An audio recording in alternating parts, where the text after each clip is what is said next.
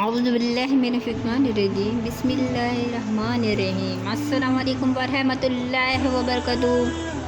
ایک روز پیرانے پیر دستگیر بغداد شریف میں جمعے کے دن بعد نماز باز فرما رہے تھے۔ اتفاق سے اس وقت معراج شریف کا بیان فرما رہے تھے۔ اس وقت ایک شہر نیتری فیشن کا بھی موجود تھا۔ بات سن کر کہا، یہ سب جھوٹ اور عقل کے خلاف باتیں ہیں، ایسی باتیں میں سننا نہیں چاہتا۔ یہ کہہ کر مسجد مبارک سے اٹھ کر چلا گیا۔ راستے میں ماہی گیر جا رہا تھا، اس شخص نے ایک بڑی مچھلی خریدی، گھر لا کر اپنی بیوی کو دی اور کہا، اس کو جلدی پکاؤ، میں دریا پر جا کر غسل کراؤں۔ عورت نے مچھلی لے کر زمین پر رکھ دیا، کیونکہ بیوی اس کی اس وقت چرخا کاٹ رہی تھی۔ ہاتھوں میں تھوڑی سی پونی باقی ہے، میں اس کو کاٹ کر مچھلی آپ کو پکا کر دے دوں گی۔ وہ شخص غسل کرنے دریا پر چلا گیا، اپنے کپڑے اتار کر دریا کے کنارے رکھ دیے اور دریا میں نہانے لگا۔ جب غوطہ لگا کر سر اٹھایا تو دوسرا دریا نظر آیا اور کپڑے بھی غائب۔ دل میں بہت ہی گھبرایا اور اپنے آپ کو غور سے دیکھا تو ایک حسین جمیل عورت کی صورت میں پایا۔ سخت حیران اور پریشان ہوا، سبب شرم و حیا کے ایک درخت کی آڑ میں بیٹھ گیا۔ تھوڑی دیر بعد ایک جوان گھوڑے پر سوار اس کے پاس آیا، دیکھا کہ ایک عورت نہایت خوبصورت برہنہ پیٹھی دریائے حیرت میں غرق ہو رہی ہے۔ ہزار جان سے اس کی صورت کا شدہ اور فریفتہ ہو گیا اور ایک چادر اس کو دے کر کہا کہ اس چادر سے اپنے جسم برہنہ کو چھپا لے۔ پھر اپنے گھوڑے پر سوار کر کے اپنے مکان پر لایا اور اس سے نکاح کر لیا۔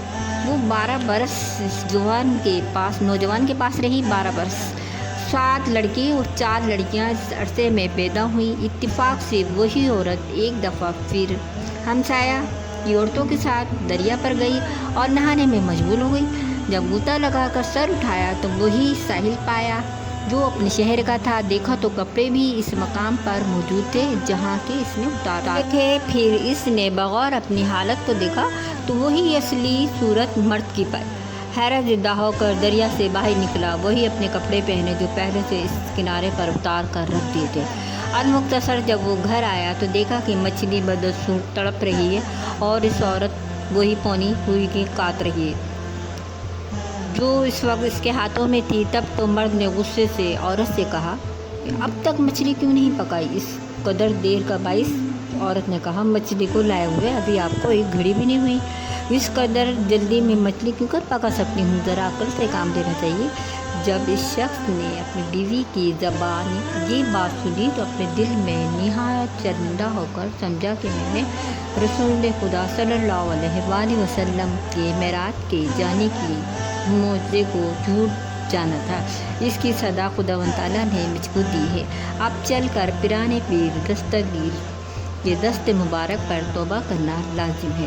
اور جب یہ شخص حضرت پیرانے پیر دستگیر کی خدمت میں آیا تو دیکھا تو وہی آیت شریف کا بیان ہو رہا ہے جس کو سن کر چلا آیا تھا، یعنی معراج شریف کا بیان فرما رہے تھے اور تمام حاضرین مجلس مدب سرنگو چپ چاپ اسی طرح بیٹھے سن رہے تھے۔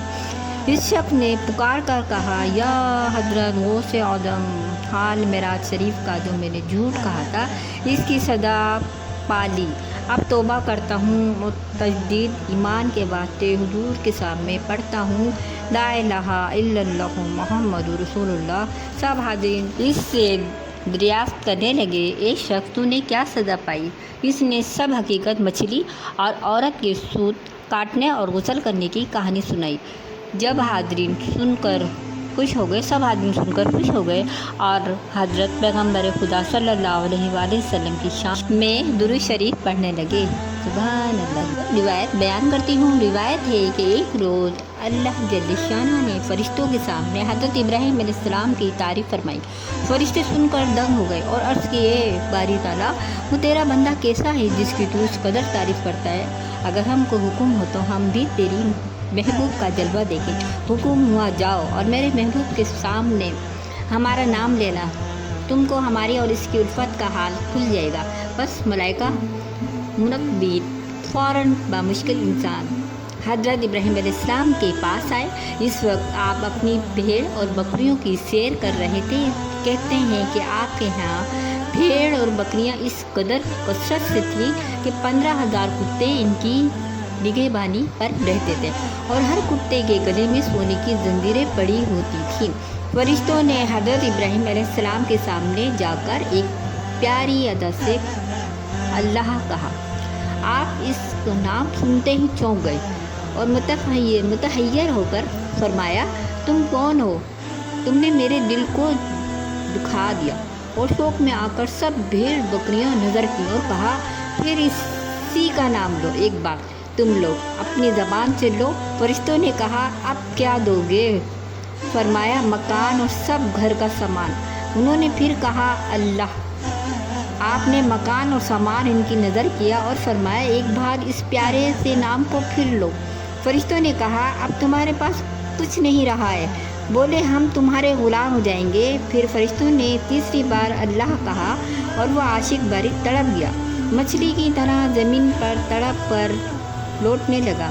جب ہوش ہوا تو کہا کہ ہم تمہارے غلام ہیں، جہاں چاہو لے جا کر بیچ دو۔ فرشتے اس عاشق باری کا مشاہدہ کر کے حیران رہ گئے اور عرض کی، اے ابراہیم، ہم فرشتے بھیجے ہوئے ہیں، خداوند کریم کے ہیں، ہم خواہش نفس نہیں رکھتے، ہم تو صرف آپ کے دیدار فیض آسرا سے مشرف ہونے کے لیے آئے تھے۔ آپ کا سامان اور آپ کا مکان آپ ہی کو مبارک ہو۔ سبحان اللہ، کیا عاشق باری کی شان ہے اور سبحان اللہ۔